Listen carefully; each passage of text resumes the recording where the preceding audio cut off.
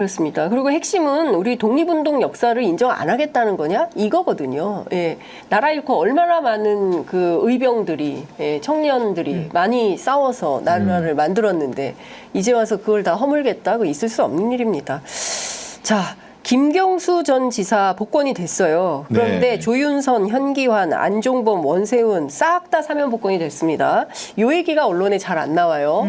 국정농단 세력이 부활했습니다. 어떻게 보십니까, 김은지 기자님? 사실 저는 이 이슈를 작년에도 재작년에도 계속해서 기사를 좀 쓴 바가 있어가지고요. 좀 익숙하다라는 생각 듭니다. 그러니까 검사 윤석열이 잡고 대통령 윤석열이 풀어주는 이 패턴이 사실 이번 해만 있는 게 아니거든요.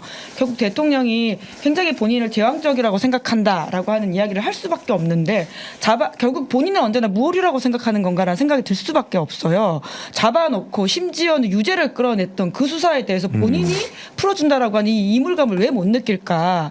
사실 사면권 제한, 정치인에 대한 특히 사면권 제한이라고 해서 오랜 정부에서 나왔던, 여러 정부에서 나왔던 아주 중요한 이슈이기도 하거든요. 근데 이거에 대해서 사실 김경수로 가려져 있는 다른 논란을 우리가 좀 보지 못하는 게 안타깝다는 생각도 듭니다. 네.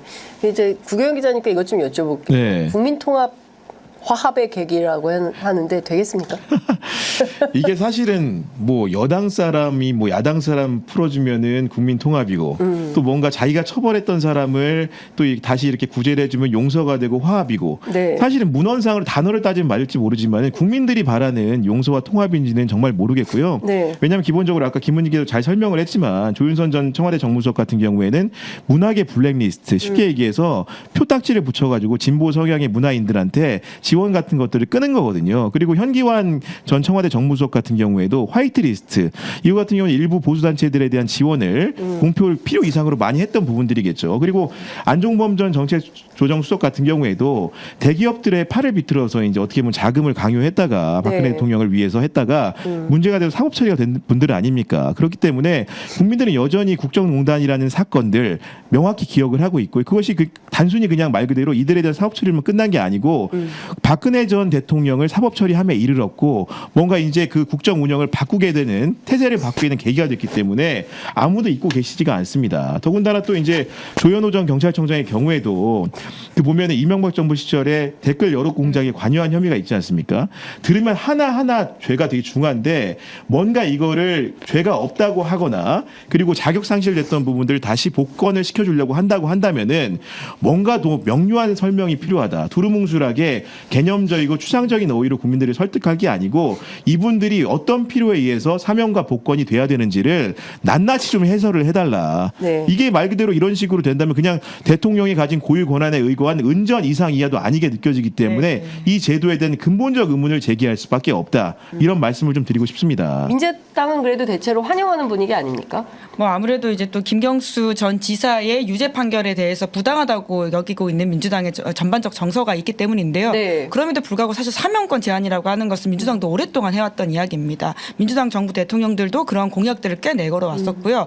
그러니까 결국은 정치인 전반에 대한 사면권 좀 제한될 필요가 있다라고 생각을 하는데 네. 일반 범죄와 다르게 사실 그 엘리트 그룹 안에서의 정파적인 변경처럼 보이는 지점들이 좀 있다 보니까 이것들은 좀 자제할 필요가 있다라는 생각이 들고요. 이제 그와 별건으로 이제 대선 주자군이 늘어났다. 그래서 좀 다양한 경쟁이 있을 수도 있겠다라고 네. 하는 기대감이 민주당 안에서 있는 건 사실인 것 같습니다. 그렇군요. 아니 그리고 이제 횟수를 통해서 얘기하더라도 지난 정부랑 비교를 하지 않습니까? 대통령이 네네. 이제 특사의 권한을 얼마나 활용하는가. 그 박근혜 전 대통령 재임 중에는 3번 이렇게 있었고요.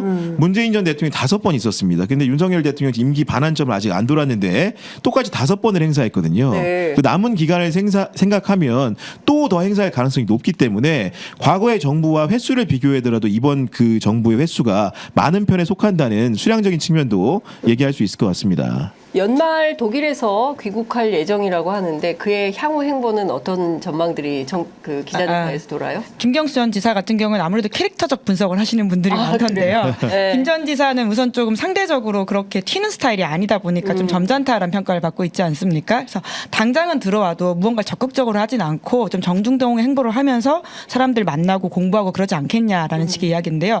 왜냐하면 당장 선거가 있는 건 아닙니다. 네. 이제 그러다 보니까 그리고 본인도 중앙정치랑 민주당은 좀 떨어져 있던 시간들이 꽤 길어요. 네. 이제 그래서 와서 당장 무엇을 하기보다는 좀 상황을 도모할 것이다라는 식의 이야기가 많은데요. 하지만 정치는 진짜 아무도 모르지 않습니까? 네. 미대선만 보더라도 이 반전의 반전 드라마를 그렇죠. 쓰고 있으니까요. 해리스가 될 분위기는 근데 네. 이것도 진짜 아셨어요? 아직 뭐 트럼프가 반전의 될지. 반전을 쓰고 있습니다. 그러니까 왜냐면 진짜 외교력이 정말 총출동돼야 네. 되는 시점인데요. 그 얘기도 저희 이따 해야 되지 이따 해야 않습니까? 됩니다. 예. 예. 아무튼 그래서 정치는 정말 아무도 모르는 생물이어서 이제 김경수 전 지사가 지금 가지고 있는 생각들이 또 돌아와서 어떻게 발현될지는 네. 시간이 좀 걸릴 것 같다. 네. 시간을 좀 봐야 될 것 같다. 아니